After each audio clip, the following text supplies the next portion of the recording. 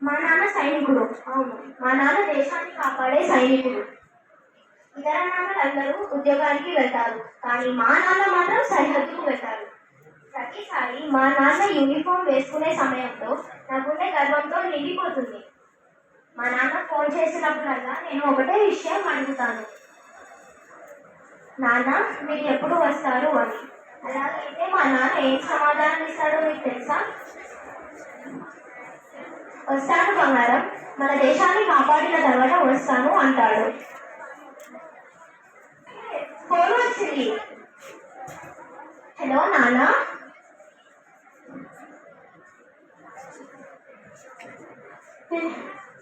ఏమంటున్నాను నాన్న?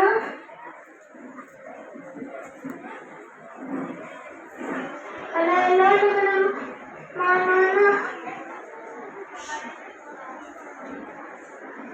అతను నన్ను వదిలి వెళ్ళిపోయాడు. నా ధైర్యం, నా బలం, నా గర్వం, నా హీరో అన్నీ మా నాన్నే నాకు. మా నాన్న నాతో ఎప్పుడు ఒకటే చెప్పేవాడు, ధైర్యంగా ఉండు తల్లి, నేను నీ పక్కనే ఉంటాను అని. కానీ ఇప్పుడు నాకు ఆ ధైర్యం దొరకడం లేదు. నేను పొద్దున్నే లేచి మా నాన్న చిత్రాన్ని నమస్కారం చేసేదాన్ని, కానీ ఇప్పుడు ఆ చిత్రం ముందే కన్నీళ్లు పెడుతున్నాను. ఇతర పిల్లలందరూ చాలా అదృష్టవంతులు, తమ తల్లిదండ్రులతో కలిసి ఉంటారు, కానీ నాకు అదృష్టం లేదు. మా నాన్న ఆకాశంలో నక్షత్రంగా మారిపోయాడు.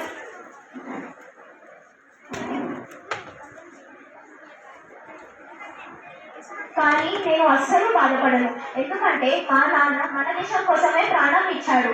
అందుకే నేను ఏడ్చినా సరే గర్వంగా ఏడుస్తాను. ఇంకా మా నాన్న ఎప్పుడూ నా గుండెల్లోనే ఉంటాడు. నాన్న మీరు లేరు, కానీ మీరు నా గుండెల్లో నింపిన ధైర్యం, బలం, జ్ఞాపకం ఎప్పుడూ నాతోనే ఉంటాయి.